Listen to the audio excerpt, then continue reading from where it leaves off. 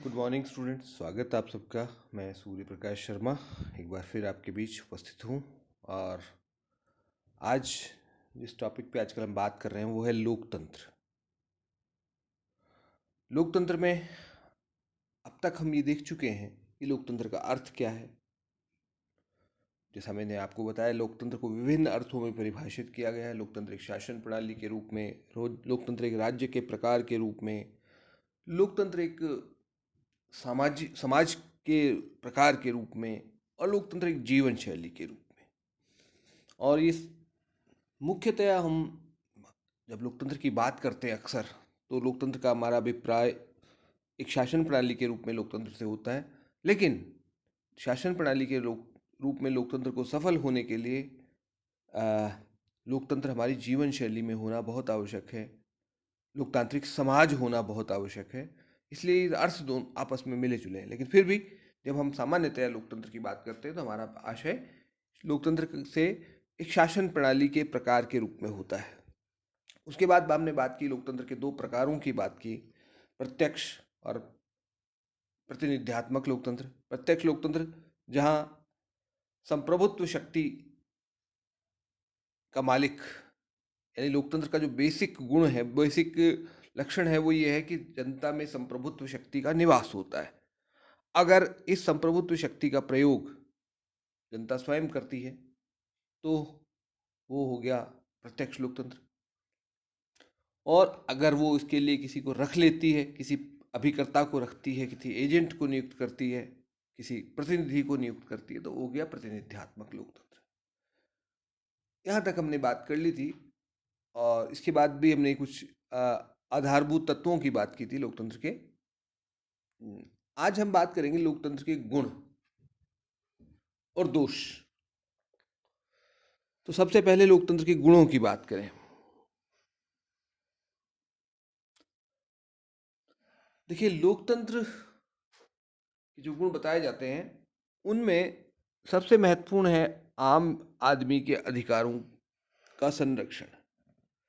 लोकतंत्र ही एक ऐसी शासन प्रणाली है जिसमें आम आदमी, छोटे से बड़े सब तक, सबके अधिकारों का संरक्षण संभव है। अन्य किसी शासन प्रणाली में नहीं है। संख्या के आधार पर मोटे तौर पर तीन शासन प्रणालियों की बात करते हैं हम। एक तो राजतंत्र हो सकता है, कुलीन तंत्र होता है, या अल्पतंत्र जिसको हम कहते हैं। फिर तीसरे में हम बात करते हैं लोकतंत्र की। तो लोकतंत्र में क्योंकि अधिकांश जनता स्वयं भागीदार होती है शासन में, चाहे वो मालिक के रूप में रहे, चाहे स्वयं अभिकर्ता स्वयं अपना शासन चलाए, तो उसमें जनता के अधिकारों की रक्षा अधिक संभव है। दूसरा गुण ये है उसका कि उत्तरदायी तथा अनुक्रियाशील शासन। शासन जो है जनता के प्रति उत्तरदायी होता है, दिन प्रतिदिन का उत्तरदायित्व भी होता है और एक नियतकालिक उत्तरदायित्व भी होता है। हर एक निश्चित अवधि के बाद चुनाव होते हैं और उन चुनावों में सरकार की जिम्मेदारी तय की जाती है। सरकार ने अगर जनता की आकांक्षाओं के अनुरूप कार्य किया तो पुनः अगले अवधि के लिए उसको कार्य करने का अधिकार दे दिया जाता है जनता की ओर से चुनाव में। और अगर नहीं किया होता, सरकार दूसरे लोगों को वहां पर बिठा देती है। तो ये उत्तरदायित्व तो निश्चित होता है। जैसे भी आपने देखा संयुक्त राज्य अमेरिका में ट्रंप, जो राष्ट्रपति डोनाल्ड ट्रंप, उनसे जनता संतुष्ट नहीं थी, दूसरे पार्टी को शासन दे दिया उन्होंने। और अब जो बाइडन जो है वो राष्ट्रपति बन चुके हैं। तीसरा जो गुण है वो है स्थायी सरकारों का गठन। लोकतंत्र में अपेक्षाकृत स्थायी सरकारें रहती हैं। स्थायी इन द सेंस कि क्रांतियां नहीं होती लोकतंत्र में। 5 साल बाद तो होती, बदलती है सरकार, लेकिन 5 साल के लिए कम से कम निश्चित रहता है। तानाशाही शासनों में या वहां पर कोई निश्चित नहीं होता, या राजतंत्रों में जो निरंकुश राजतंत्र थे उनमें भी कोई निश्चित नहीं था कब शासक के विरुद्ध क्रांति हो जाए, जनता की ओर से क्रांति हो जाए, या शासक परिवार के अंदर क्रांति हो जाए, वो कोई पता नहीं था उसका। लोकतंत्र में क्रांति जैसा कुछ नहीं होता, यहाँ बदलाव होता है और व्यवस्थित बदलाव होता है, नियतकालिक बदलाव होता है। सबको पता है सरकार बदलेगी, अब अचानक कुछ नहीं होता वहाँ पर। सरकार बनती है तो एक निश्चित अवधि के लिए बनती है, निश्चित अवधि के लिए वो निश्चिंत होकर के कार्य कर सकती है। क्रांतियाँ नहीं होती, मतलब व्यवस्था बनी रहती है। सरकारें बदलती है, व्यवस्था नहीं बदलती बार बार।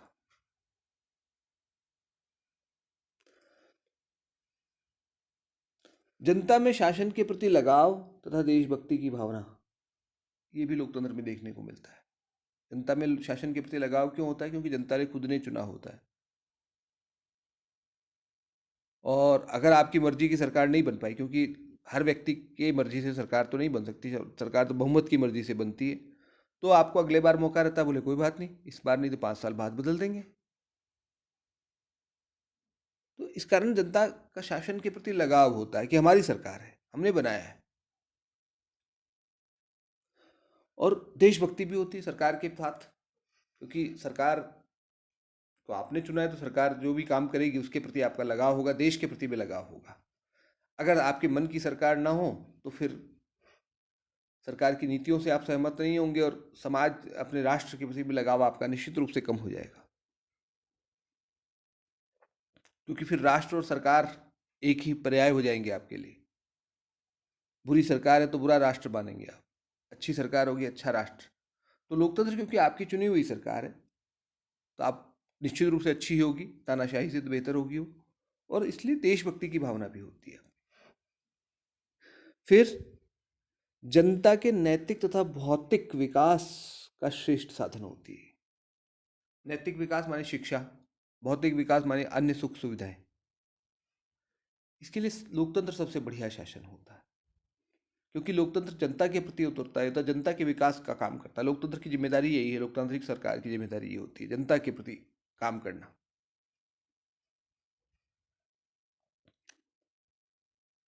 ये क्रांति हिंसात्मक परिवर्तन की संभावना है, तो पहले आगे चलिए, इसको दोबारा मत देखिए। नेक्स्ट है अच्छे नागरिक तथा मनुष्यों के विकास में सहाय।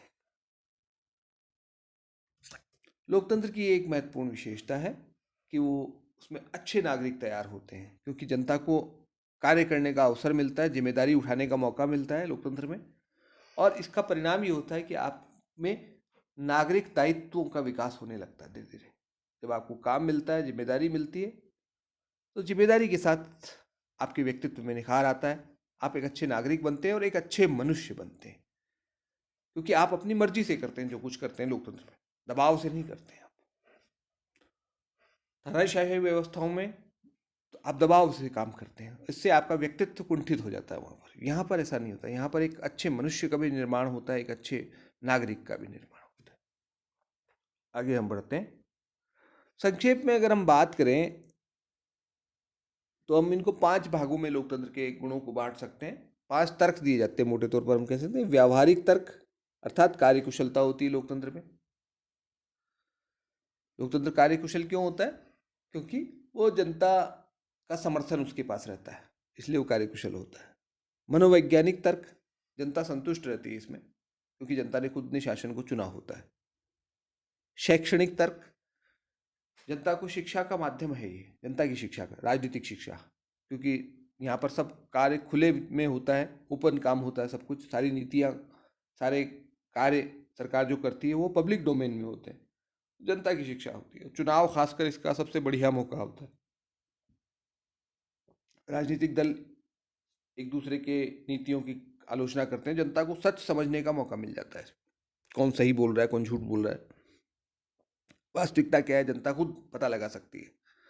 नैतिक तर्क, नैतिक तर्क यह है कि इसमें जो है जनता के विकास की, नैतिक विकास की संभावना अधिक रहती है। और सुधारवादी तर्क, कि लोकतंत्र में अगर कोई कमी भी है तो उसको दूर किया जा सकता है, आसानी से दूर हो जाती है वो।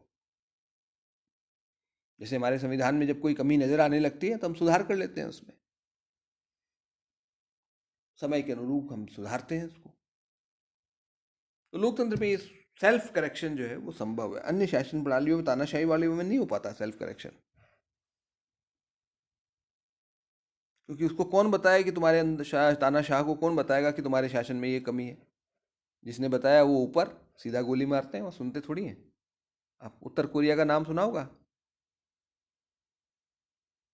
किम जोंग, क्या उसको कौन बता सकता है, गोली मार देगा तुरंत। तो ये वहाँ पर नहीं संभव है कुल मिलाकर के तानाशाही वालों में। ये लोकतंत्र के गुण हैं सारे, हमने बात की। यानी जो तानाशाही के दोष होते हैं वो लोकतंत्र के गुण होते हैं, यूँ समझ सकते हैं। सॉरी, हाँ बिल्कुल। नेक्स्ट हम चलते हैं आगे, लोकतंत्र के दोष की बात कर लेते हैं हम।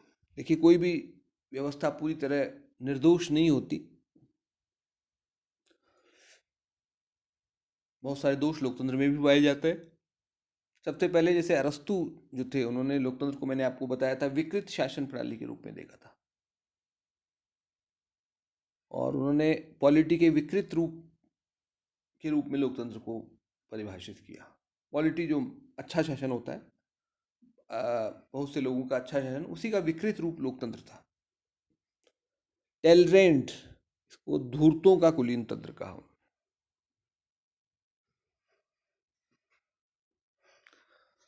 धूर्तों का कुलीन तंत्र कहा गया है इसको। सारे धूर्त लोग इकट्ठे होके आनंद करते हैं, मतलब लोकतंत्र में, उनका कहना है। लुडोविसी ने कहा लोकतंत्र मृत्यु है जबकि कुलीन तंत्र जीवन है। इसी तरह से गिडिंग्स, बहुसंख्यकों की तानाशाही तथा नियंत्रित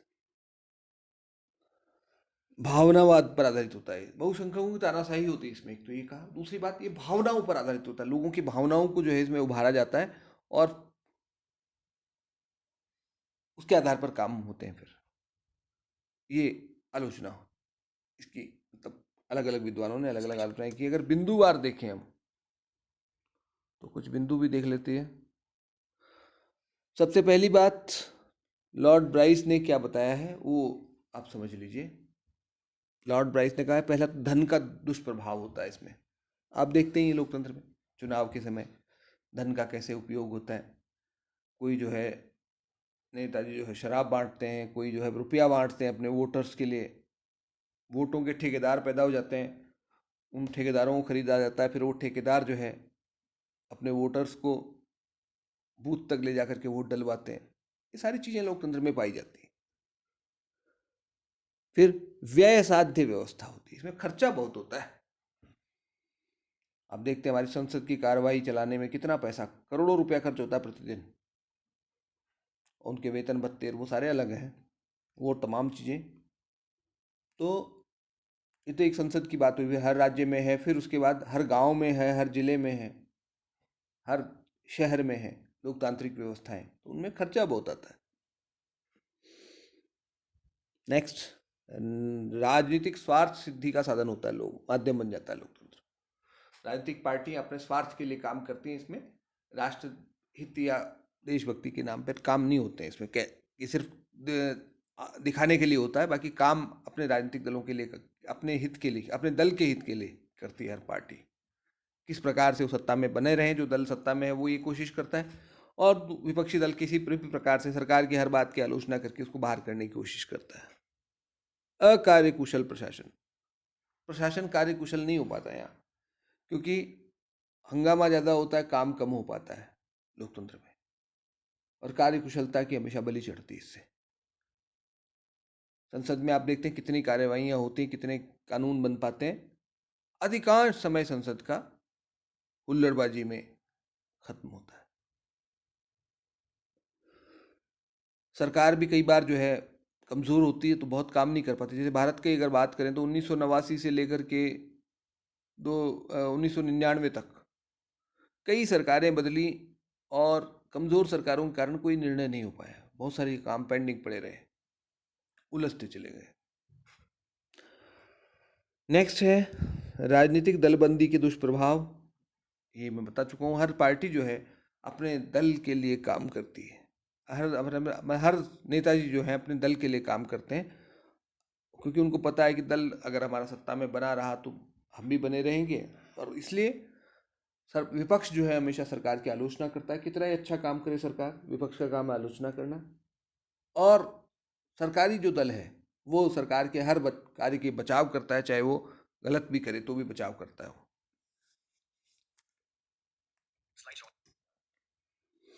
इसके आगे बात करते हैं नेक्स्ट।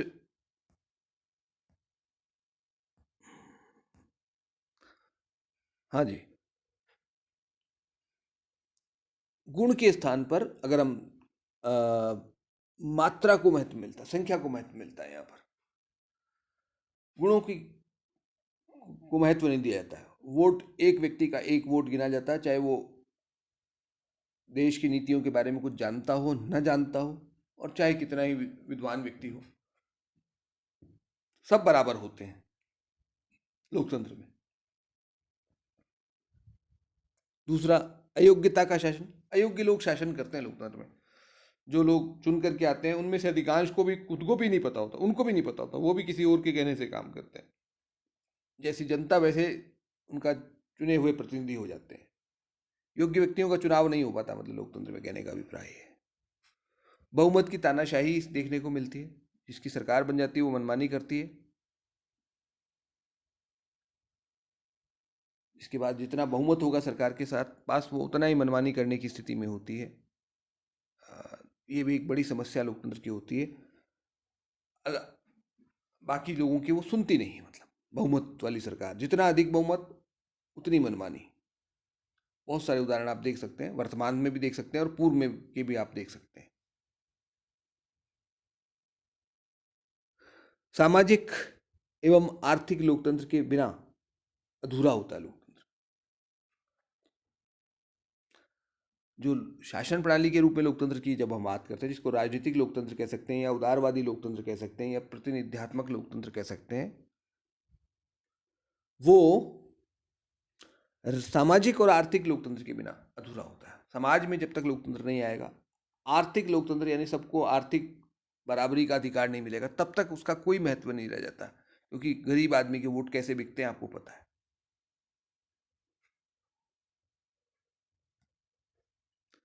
नेक्स्ट है व्यय साध्य तथा समय साध्य व्यवस्था। दोनों बुराइयां हैं। समय भी अधिक लगता है और व्यय भी अधिक होता है। पैसा कैसे अधिक व्यय होता है ये तो मैं बता चुका हूं आपको, कि संसद से लेकर के विधानसभा, विधानसभा से नीचे फिर आपके शहर हैं तो आपके शहरी निकाय होंगे, लोकल बॉडीज जैसे नगर पालिका, नगर निगम वगैरह। गांव है तो पंचायत समिति, जिला परिषद और ग्राम पंचायत वगैरह। इन पे बहुत पैसा खर्च होता है और समय भी बहुत लगता है। निर्णय नहीं हो पाते आसानी से, बहुत समय लगता है निर्णय करने में। नेक्स्ट, राजनीतिक भ्रष्टाचार। आपको पता ही है लोकतंत्र में देखने को मिलता है। नेक्स्ट, निर्वाचन के समय ही जनता के प्रति उत्तरदायी होते हैं प्रतिनिधि। सरकार जो है केवल निर्वाचन के प्रति, निर्वाचन, जैसे रूसो एक विद्वान हुए हैं, उन्होंने कहा था कि इंग्लैंड जो है केवल चुनावों में स्वतंत्र होता है, बाकी तो गुलाम हो जाता है, वो सरकार का गुलाम रहता है। चुनाव के समय केवल इंग्लैंड स्वतंत्र होता है। वही बात हर व्यवस्था के बारे में कही जाती है। आपने 5 साल के लिए सरकार चुन दी तो उसके बाद फिर आपसे 5 साल बाद ही नज़र आते हैं नेताजी आपको, उस बीच में वो नज़र नहीं आते। उसके बीच में फिर अगर आपको मिलना है तो फिर आपको उनके चक्कर लगाने पड़ते हैं और वो फिर आपको दर्शन बड़ी मुश्किल से देते हैं। चुनाव में वो आपके आगे पीछे घूमते हैं, आपकी भावनाओं का लाभ उठा करके आप वोट भी डाल देते हैं, फिर आप फिर 5 साल के लिए गायब हो जाते हैं। और कई जगह तो उनके निर्वाचन क्षेत्र में हमने ऐसा देखने को मिलता है कि लापता के बोर्ड लगा देती है जनता, क्योंकि जाते ही नहीं। खैर, नेक्स्ट है, वास्तव में लोकतंत्र जो है वो अल्पतंत्र में बदल जाता है। ये भी एक महत्वपूर्ण आलोचना है। लोकतंत्र केवल कहने के लिए ही जनता का शासन होता है, जनता शासन करती है, ऐसा मान नाम मात्र का है। लेकिन अधिकांश जो एमएलए होते हैं वही वो चुन के चले जाते हैं। एमएलए एमपी वही होते हैं जो आप पहले से चुने आ रहे हैं। मतलब अगर अब भारत के अगर लोकसभा की बात करें तो ये अभी 17वीं लोकसभा है। यानी 500 की 550 के हिसाब से आप देखोगे तो लगभग आपके 10,000 के आसपास, 9,000 के आसपास लोग चुने हों अब तक, आपने जनता ने चुन के भेजे हैं लोकसभा में। लेकिन वास्तव में देखेंगे अगर आप पाएंगे तो 2,000 3,000 से ज़्यादा लोग नहीं मिलेंगे आपको। वही लोग बार बार चुन करके चले जाते हैं, नए लोग बहुत कम आ पाते हैं। कुछ परिवार और कुछ लोगों की तानाशाही वहाँ पर कायम हो जाती है, नए राजा बन गए हैं। लोकतंत्र के माध्यम से बार बार हम उन्हीं को चुन करके भेज देते हैं। तो ये अल्पतंत्र हो गया है। शासन हमेशा थोड़े से लोगों का ही होता है। ये इसको कहते हैं, अभी हम आगे बात करेंगे, अल्पतंत्र का लोह नियम, आयरन लॉ ऑफ ओलिगार्की। आगे नेक्स्ट हम चलते हैं।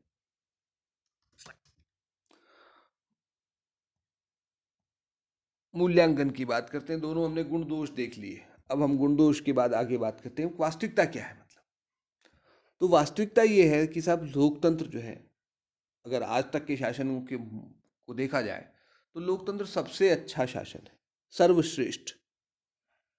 क्यों? क्योंकि हम इसके गुण देख चुके हैं, दोष भी देख चुके हैं। दोष है नो डाउट, हम ये नहीं कहते कि लोकतंत्र में दोष नहीं है। निर्दोष शासन प्रणाली नहीं है लोकतंत्र, इसमें दोष हैं, मौजूद हैं। ये सारे दोष हम देखते हैं।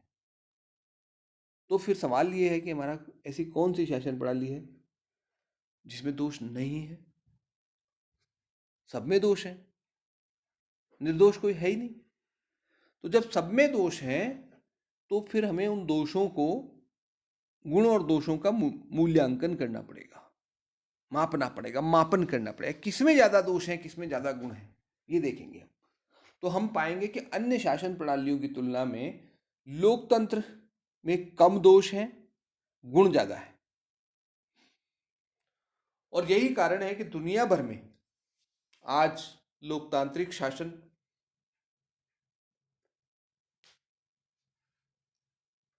प्रचलित है, और जहां नहीं है वहां भी जब जनता को मौका मिलेगा तो लोकतंत्र की स्थापना करेगी। जैसे हमने देखा, एक लंबे समय तक सोवियत संघ के अधीन बहुत सारे देश रहे, और 1991 में 15 देश आज़ाद हुए, तो रूस सहित। रूस सबसे बड़ा था उनमें, और उसके अलावा 14 और देश बने उसको टूट करके। और जैसे जनता को आज़ादी मिली, उन सभी देशों में लोकतंत्र की स्थापना हुई। इसी तरह से जो यूरोपीय देश थे, पूर्वी यूरोपीय देश जो सोवियत संघ के प्रभाव में थे, साम्यवादी तानाशाही के अधीन काम कर रहे थे, वहां भी बदलाव आया, वहां भी लोकतांत्रिक सरकारें स्थापित हुई। और आने वाले समय में आप देखें कि हो सकता है उत्तर कोरिया में भी तानाशाही खत्म हो, चीन में भी खत्म हो, और अन्यत्र भी खत्म हो, क्योंकि जनता को जब भी मौका मिलता है वो लोकतंत्र की स्थापना करती है। इसलिए लोकतंत्र औरों से बेहतर है। हम ये नहीं कहते मतलब कि उसमें कोई दोष नहीं है, दोष लोकतंत्र में भी है, लेकिन लोकतंत्र में कम है अन्यों की तुलना में।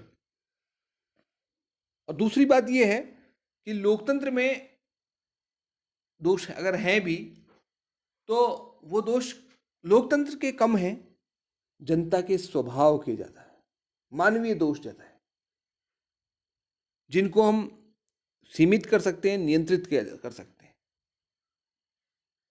और लोकतंत्र में सबसे बड़ी बात होती है सेल्फ करेक्टिंग होता है, वो स्वयं सुधार कर, आत्म सुधारवादी होता है, अपने अंदर सुधार किया जा सकता है लोकतंत्र के अंदर।